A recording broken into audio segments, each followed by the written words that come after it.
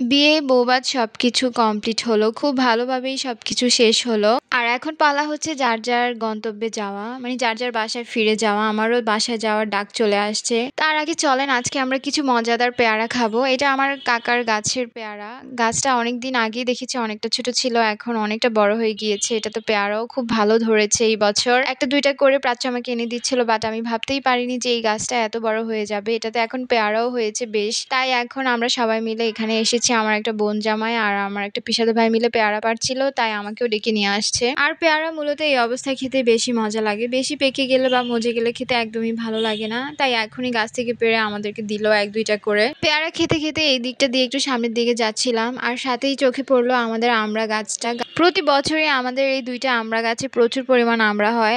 যেটা থেকে আমার বাবা বাজারে যেয়ে বিক্রি করে। তারপরে আমি একা, একা হাঁটতেছি, ভালো লাগছিল না। এর মাঝেই আমার কাকাতো বোন চলে আসলো। তারপরে আমি ওইখান দিয়ে আমাদের ভিতরের দিকে চলে আসলাম। আর এই আরেকটা আমড়া গাছ। আপনারা দেখেন কি পরিমাণ আমড়া ধরেছে। আমরা ১টা ২টা করে খেয়েও এগুলোকে কাভার দিতে পারবো না। তাই বাবা এগুলোকে যখন পরিপক্ক হয়ে যায় এগুলো বাজারে নিয়ে বিক্রি করে ফেলে। আর আমড়াগুলো অনেক মিষ্টি, অনেকটাই বড় হয়। আমড়ার জাতটাও অনেক ভালো।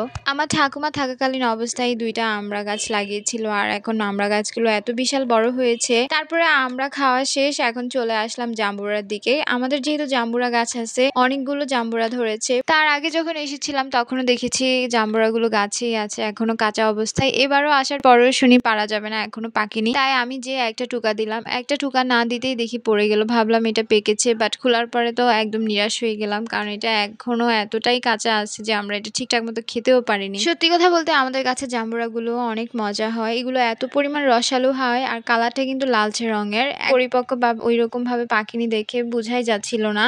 আমি তো পারিনি, প্রথমে ভাবছিলাম যে যেহেতু পড়ে গিয়েছে তার মানে পাকাই হবে। আর এটা কিন্তু বিকালের টাইমে যখন বসে আমরা সবাই উঠোনের এখানে গল্প করছিলাম, আড্ডা দিচ্ছিলাম। আর আমার কাকাদের ঘরে পিঠাপুলির আয়োজন চলছিল নতুন জামাই আর মেয়ের জন্য। যেহেতু ওরা আজকেই আসবে আর কিছুক্ষণ পরে, যার কারণে সবাই পিঠা বানানোর জন্য একদম পুরা সবকিছু রেডি করছে। এখানে চাল গুঁড়ো করা হচ্ছে, তারপরে ভালো করে গুঁড়িগুলোকে মিহি করে নিচ্ছে পিঠার জন্য।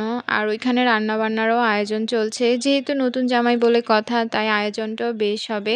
এখানে একজনের জন্য কতগুলো মানুষের একদম পুরো নাজেহাল অবস্থা। ভাবাই যায় জামাইরা কত আদরের হয়। দেখুন তো গুঁড়ি গুঁড়ো করতে করতে এক একজনের ঘাম মুছতে মুছতে পুরো গামছায় ভিজে গেছে। আসলেই সত্যি অনেক গরম লাগছিল আর ওদের অনেক কষ্ট হচ্ছিল। তারপরে এখানে গুঁড়ি তো ভালো মতো মিহি করা হয়ে গেছে, তাই কাকিও এখানে পিঠা বানানো স্টার্ট করে দিয়েছে।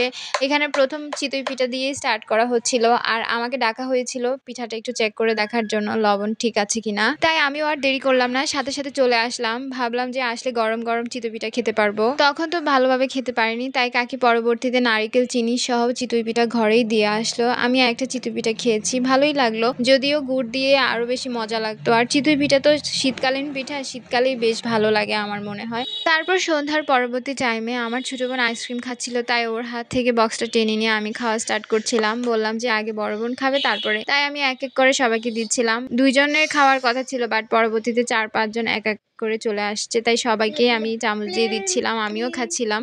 আমি ওদের থেকে এত বড়, তারপরে শাসনটা কিন্তু আবার খুবই কম। ওরা আমার সাথে এত ভালোভাবে মিশতে পারে যেটা অন্য কারোর সাথে হয়তো পারে না। আর আমিও সবার সাথে একদম ওদের বয়সের মতোই থাকি সবসময়, যার কারণে বাড়িতে গেলে সময় যে কোন দিক দিয়ে চলে যায় একদমই বুঝতে পারি না। বাড়ির থেকে আসার পর যদিও জানি যে একটু মন খারাপ হবে। আর শুধু আমারই না, প্রাচ্যেরও কিন্তু মামার বাড়ি আসলে একদমই মজা পায়।